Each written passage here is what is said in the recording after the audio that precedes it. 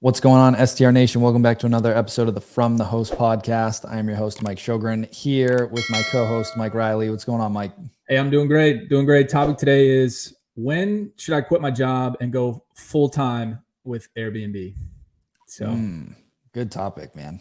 Yeah. Real good topic. I like this one. So most people that apply to the mastermind, not everybody, but the majority of people that apply to the mastermind are looking to go full-time with real estate, right? Have that financial freedom, get out of their job, have more control over their time, all the benefits of that stuff, right? And the first question, if that is your goal, the first question that you need to ask yourself is, what is my freedom number? Okay. And essentially what that means is like, how much money do I need to make consistently in order to maintain my current lifestyle? Like, what is my mortgage or my rent? What is my car payment? What's my insurance? What are my utilities? How much are groceries? Like, you need to know this stuff, because otherwise you're shooting in the dark, right? You're throwing darts and you have no idea. So step one, and I know this does not sound sexy at all, is you got to know your numbers, like personally. So like, get in the habit each month for a while of just like going through your bank statement. You can just literally, export it to an Excel document and just like go through it and create a little profit and loss statement. All that means is like, how much money am I bringing in? What were my expenses? What's left over? Okay. And if I'm going to maintain that, how much do I need to bring in? But like, you need to know that first. Like, that's the foundation, right? Like that is your target. And then it's like, okay, cool. Then people are like, the other thing that people throw at me is like, yeah, but then I got to pay for health insurance. Like, it's this, you even said that to me. And I was like, all right, let me bring you off the ledge here. So the reality is like, I'll just tell you guys, I think for myself, so me, my wife, and my son, I think I pay like 900 something a month for our family. Right. So like, okay, 900 a month, that's one co-host deal or like a fraction of a property that you own. It's like, you can just build that right in. Right. And then it's like taxes. Okay, cool. Factor in an extra, I don't know, look at whatever your actual salary is from your job, and then look at how much you actually take home. It is a fraction of your actual salary, right? Because all those taxes come out. So like, budget, depending on what your income level is, just budget an extra 20% on top. Yep. Realistically, you could even go as low as 15. Because the beauty is, when you own your own business now, like, you get a lot more write-offs. Like, this whole space is a write-off. My truck's a write-off. My wife's car's a write-off. My utilities in here, a portion of that's a write-off. Like, there's a lot of things that you can write off through the business to reduce your tax liability at the end of the year. Right? That's one of the beauties of owning a business. And then on top of that, you've got all the real estate that's going to give you a bunch of write-offs. Right? I don't want to go down like the whole tax rabbit hole, but just keep that in mind.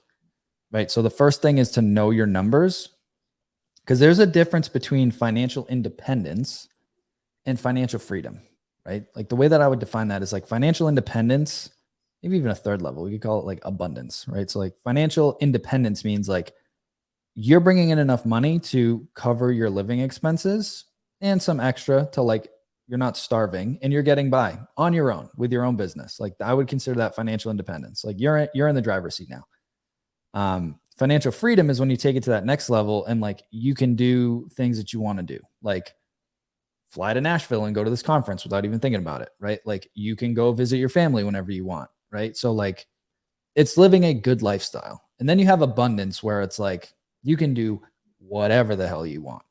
Like, hey, Reilly, you want to go play Pebble Beach next week? Cool. Like, I'm going to send a jet and like pick you up. Like, that's true abundance. Like, you can do whatever the hell you want. So like, depending on what level you want to get to, just think through, what's my current situation? What does that number look like? What's my ideal situation? And what's that number look like? And the reality is, guys, like, if you actually do the research and pencil out like, all right, I want to travel 4 times a year, 12 times a year, whatever it is. Okay, well, how much realistically would that cost me? It's probably a lot less than you actually think. Mm-hmm. I did this exercise probably 4 or 5 years ago at this point, and I was shocked of like, I was like throwing crazy shit down. I was like, it's actually not as much as I thought it would be to like have a pretty baller lifestyle. So go through that exercise. And then the next thing is like, all right, how much should I have in reserves before I leave?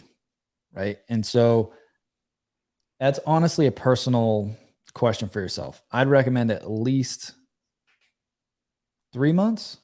I think 3 months, like if you already have a consistent income stream. So like once you hit that number every single month, okay, then give it an extra 3 months to just bankroll the whole thing and then leave, right? Because then if you've been doing this for a little while, 6, 12, 24 months, whatever, like you're starting to get a feel of like, all right, I've got some seasonality to my business or whatever. You get a feel for that. And it's like, okay, if stuff goes sideways, like, okay, 3 months is a good cushion for me, or 6 months. Like, I don't think you need to have 12 months to quit your job. Because the other reality is like once you do quit and you go full time, how much faster can you grow this thing when you are actually solely focused on this? Right? Realistically, it's going to happen a lot faster if you're dedicating all of your time to this. So those are a few of the things that I would consider. And then ask yourself, like, am I interested or am I committed to making this happen? There's a very big distinction between the two, right? So if you commit to it, give yourself a date and then just do it. And do your best not to push the date back. Like I've kicked Reilly in the ass a few times on this, and Petsy and Daryl and some other people in the group that have left their jobs. Like they hit their numbers and then they're like, I don't know, maybe I'll stay a little longer. And I'm like, all right, man, it's your goal, whatever. But like you hit your numbers, like you're there. Like, what are you waiting for? Right. But that you will go through that point when you reach your number and you're like, wow, this is real now. You're going to have, most likely you'll have that internal fear of like leaving for most people. That's normal, right? That's why it's important to have like mentors and a peer group and like be part of a mastermind that'll like encourage you and be like, dude, that's just your fears. Like you've done these things, you have this cushion, like you've got this established business now, like take the leap, right? And it just gives you that extra confidence to keep moving forward. Yep. A couple of things here too that I wrote down. First is when you're tracking your expenses, your personal expenses, there's a couple of ways you can do it. I mean, there's so many Google, templates out there that you can put budgets together. I use mint.com. So mint.com, you can connect your bank accounts and everything like that. And I know you've used it in the past too. It's a good way to just see, and they track like your last, I think it's 6 months or more. So you can see how much you've been spending, but also like make sure you're putting in there what you're budgeting for investing every month. What do you want to set aside for profit every month? So just make sure that that's in there, and you don't have to, like on that side, you don't have to necessarily do that before you leave your job, but just know that like going forward, you're going to invest however much you want. Let's say $5,000 a month in, 4 investments. And then also we have heard a lot of people say, "Oh, I'm not very good at accounting."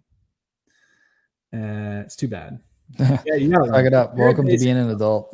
Yeah, I think accounting just sounds complicated. It's not. It's like, okay, how much money did I bring in and how much money went out and where did it go? Like that's all it is. Like that's it. It really is as simple as that. It's not accounting, it's not personal finance. It's just like what's coming in, what's going out. It's very, very simple. And a lot of people get scared. There's so many tools now that can help you do it. And I honestly just used to use a simple Google sheet, man, every month. And it helped me. Like a lot of my stuff's on auto pay now, but like before when I didn't have a lot of that stuff, it was just like, I just had a annual sheet by columns. So it was like January, February, March, April. And I just listed all my expenses in the dates that they were due. Mm-hmm. And then I added like lines in there for like groceries and gas and landscaping and all the other stuff with home ownership. But like, I would just fill it in every month as I was paying bills and checking it off. And, at the end of the year, then you can see the average and the totals of like, here's, I can run a formula. Here's on average, how much I spent on this. Yep. On average, I spent on this. And here's what I spent for the year. Right. And I don't like doing it. I don't, but like, it just gives you so much clarity. Like it just gives you clarity on like, here's how much I need and here's how much I want to get to. So like, it gives you more mental freedom than anything else. Yeah.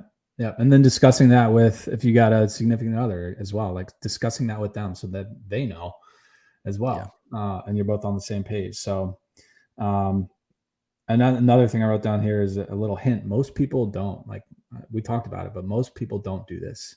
Our parents, I have no idea. I don't know where the money goes. Yeah, That sucks. exactly. You should probably figure it out. Figure it out first. But yeah, I'm broke. I can't afford a new house. I can't afford this, can't afford that. Like, well, track it.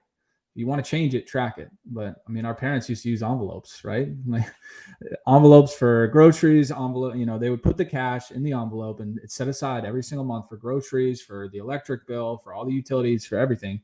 And now, we have everything on a debit card in a bank account or on a credit card. Like we need to track it as well.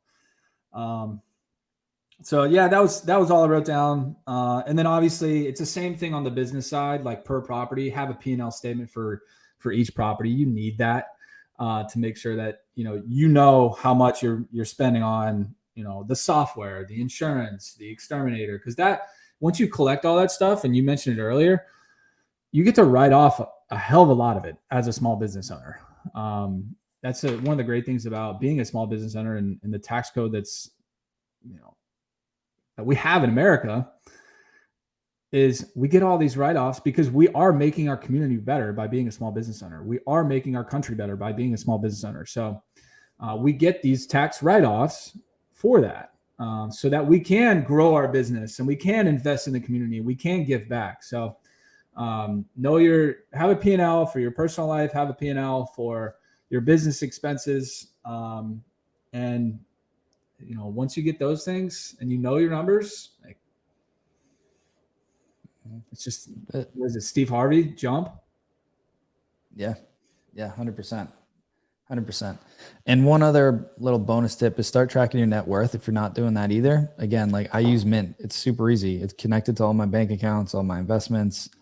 I put all my property values in there, and I look at it at least once a week, usually like daily. It's just part of my system. So start treating your personal finances like you would a business, right? So just looking at your numbers, pretend that if you don't have a team yet, like I meet with my team every week and we review all the numbers weekly. If you don't have that team yet, just get in the habit of meeting with me, myself, and I on Mondays or Fridays or Wednesday, whatever day, and like just reviewing your numbers. Because if you do it every week, it's going to take you a lot less time than if you're trying to do it once a month, because you're just updating it weekly. All right. So that's my little bonus tip for you guys. Hopefully you got some value out of this. Again, if you have not gotten your tickets yet to the STR Wealth Conference, I don't know what you're waiting for. They're only getting more expensive and they're going fast. So their prices are going up. If they haven't already, probably by the time this airs, they've gone up another $200. But go to strwealthconference.com. It will be the best investment that you make in yourself this year, bar none, for the price point. I think they're at $797 now for 3 days to go down there and meet and network with some of the best operators in the industry. If you were going to pay all the speakers that are going to be on stage to coach you, it would be well over $100,000. Well over $100,000, because most of them do have programs, myself included. And I guarantee you it will be well over $100,000, and you're going to get that for less than $800. So do it. Go to strwealthconference.com, grab your tickets, and do it soon. One, because the tickets are going fast, but two, like the flights and the accommodations are getting really slim. They're like slim pickings right now, because it's also the week of the CMAs down in Nashville. Yeah. So like I even just booked my flights like 2 weeks ago and I was like, oh, I'll be good. And then I was like, wow, my options are really small right now. So yeah, it's the biggest week in Nashville. And Nashville, guys, if you haven't been to Nashville, it's sick. I lived there for almost 3 years. It's my favorite city in the country. And it's awesome. It's a really cool travel. So it's a hell of a time in Nashville. So, the conference is going to be great, and Nashville is going to be good too. So 100%. Well, hope you guys got some value out of this. If you're liking the podcast, do us a favor, leave us a review and share it out with people that are trying to get going or grow and scale in this industry. We're putting together a ton of content every single week to try and give you guys as much value as possible. If you want to give us a thanks, all you got to do is just leave us a review. It just helps us get the message out to more people. So we truly appreciate it if you guys could do that for us. So that's it, everybody. Hope you have an amazing week, and we'll see you guys soon. Hey, STR Nation, if you enjoyed this episode, please make sure to hit that subscribe button and leave us a review. And in the comments, let us know what topics you want us to cover on upcoming episodes, and we'll make sure to get that in the books for you. And if you really want to learn how to launch, automate, and scale your short-term rental business, if you want to go deeper, then check out our free masterclass at strsecrets.com.